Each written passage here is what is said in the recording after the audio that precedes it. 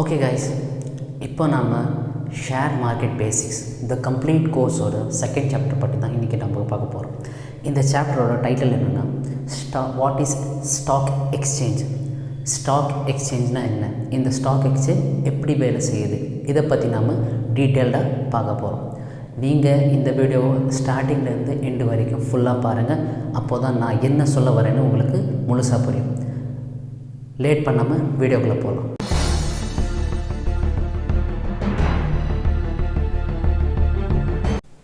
Hello guys, welcome back to Bullmax Trading Tamil channel.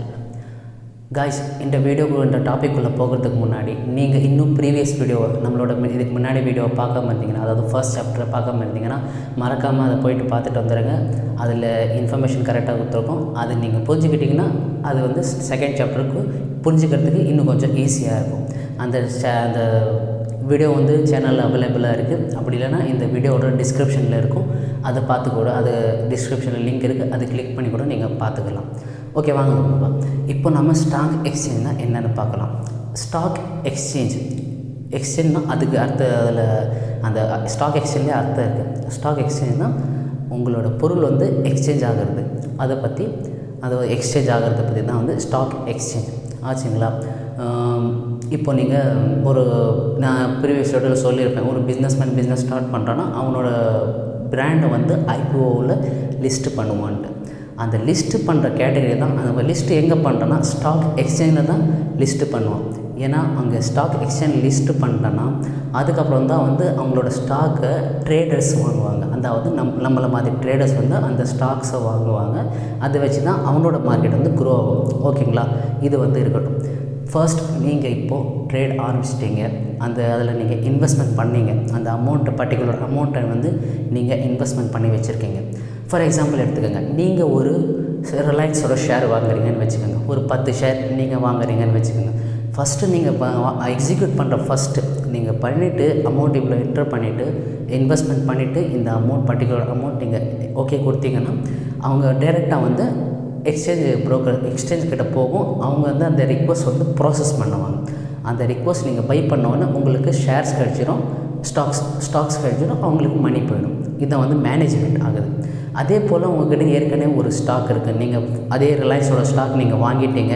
இப்போது அந்த ஸ்டாக்குக்கு நல்ல வேல்யூ வந்துருச்சு, நீங்கள் அதை சேல் பண்ணணுன்னா அது சேலும் அதே ப்ராசஸ் தான், சேம். நீங்கள் சேல் கொடுத்தீங்கன்னா அது சேல் ஆகிடும். அந்த நேரத்தில் பர்டிகுலர் அமௌண்ட் உங்களுக்கு எக்ஸ்ட்ராவாக இருக்குன்னா அந்த எக்ஸ்ட்ரா ஆகின அமௌண்ட் உங்களுக்கு வந்து ப்ராஃபிட்டாக கன்வெர்ட் ஆகும். இதுதான் வந்து ஸ்டாக் எக்ஸ்சேஞ்ச் சொல்லுவாங்க. சிம்பிளாக சொல்லணும்னா இது ஒரு மண்டின்னு கூட சொல்லலாம். மண்டினா இங்கே தேங்காய் ஃபேக்ட்ரி அந்த மாதிரி இருக்குது இல்லைங்களா, அது கூட சொல்லலாம். தேங்காய் ஃபேக்ட்ரியில் என்ன செய்கிறோம், போகிறோம், அமௌண்ட் கொடுக்குறோம், பொருளை வாங்குகிறோம், மறுபடியும் ரிட்டர்ன் ஆகிடும். அதே போல் தான் இந்த சிம்பிள் ப்ராசஸ். ஓகே கைஸ், இந்த வீடியோவோட செகண்ட் டாபிக் பார்க்கலாம். ஸ்டாக் எக்ஸ்சேஞ்ச் எப்படி மெயின்டைன் ஆகுது. சிம்பிளி எப்படி பார்த்திங்கன்னா, அங்கே இருக்கிற ஸ்டாக் எக்ஸ்சேஞ்சில் நாம் எக்ஸிக்யூட் பண்ணுற ஒவ்வொரு ஆர்டரும் மெயின்டைன் பண்ணுறாங்க இல்லையா, அந்த எக்ஸிக்யூட்டிவ்ஸ்க்கு அவங்க சம்பளம் தரணும், எல்லாமே தரணும் இல்லைங்களா. அது வந்து எப்படி பண்ணுறாங்க, சிம்பிள். இப்போ நாம் ஆஸ் எ ட்ரேடர் நாம் கொடுக்குற ஒவ்வொரு ஆர்டருக்கும், அதாவது நாம் பை பண்ணுற ஷேர்ஸுக்கும் அதுக்கப்புறம் மறுபடியும் செல் பண்ணுற ஷேர்ஸுக்கும் தனித்தனியாக ஒவ்வொருத்துக்கும் வந்து ஒவ்வொரு டிரான்சாக்ஷன் ஃபீ போடுவாங்க. அதுக்கு பேர் தான் எக்ஸ்சேஞ்ச் டிரான்சாக்ஷன் சார்ஜஸ். அந்த சார்ஜஸ் எவ்வளோ பர்சன்ட் வரும்னா 0.003% பர் வந்து ஈச் ஆர்டருக்கு உங்களுக்கு எல்லா புரோக்கர்ஸும் வந்து சார்ஜ் பண்ணுவாங்க. அந்த சார்ஜஸை வச்சு தான் அவங்களுக்கு எல்லாமே வந்து பண்ணிக்கிறாங்க. அதாச்சுங்களா. மெயினாக வந்து இதில் வந்து ஃபேமஸான ஃபார் யுவர் கைண்ட் இன்ஃபர்மேஷன், மெயினாக வந்து இதில் வந்து 2 ஸ்டாக் மெயின்டெனர்ஸ் இருக்காங்கன்னு சொல்லலாம்.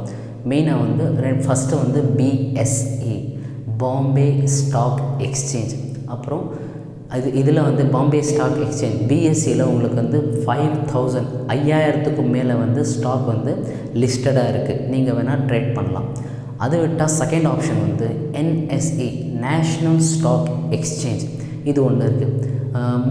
மோஸ்ட் லைக்லி பார்த்திங்கன்னா உங்களுக்கு என்எஸ்சி நேஷ்னல் ஸ்டாக் எக்ஸ்சேஞ்சில் தான் வந்து அதிகமாக வந்து மேக்ஸிமம் டர்ன் ஓவர் ஆகுது. நீங்கள் அதை மேக்ஸிமம் இருக்கிற ஸ்டாக்ஸ் எல்லாம் வந்து ஃபஸ்ட்டாக லிஸ்டட் ஆகுறது எதுலன்னா என்எஸ்சியில் தான் லிஸ்ட் ஆகும். ஓகே கைஸ், இது வரைக்கும் இந்த வீடியோ கண்டினியூ பண்ணிகிட்ருக்கீங்கன்னா ஜஸ்ட் இந்த வீடியோ நல்லா இருந்துச்சுன்னா ஒரு லைக் கொடுங்க.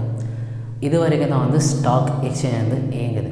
இதுக்கப்புறம் சரி ப்ரோ, நீங்கள் சொல்லிக்கிட்டே இருக்கீங்க ஸ்டாக் எக்ஸ்சேஞ்ச் பற்றி சொல்கிறீங்க, ஷேர் மார்க்கெட்டை பற்றி சொல்கிறீங்க, இது நம்ம எப்படி பண்ணுறது அப்படின்னு கேட்டிங்கன்னா, இதுக்கெல்லாம் வந்து நீங்களும் ட்ரேடர் ஆகணும், நீங்களும் இன்வெஸ்ட்மெண்ட் பண்ணணும், நீங்களும் வந்து ஷேர்ஸை வாங்கணும், செல் பண்ணணும்னு நினச்சிங்களா, அதுக்கு உங்களுக்கு ஃபஸ்ட்டு வந்து டிமேட் அக்கௌண்ட் தேவை. டிமேட் அக்கௌண்ட் ஈஸியாக ஓப்பன் பண்ணிடலாம்.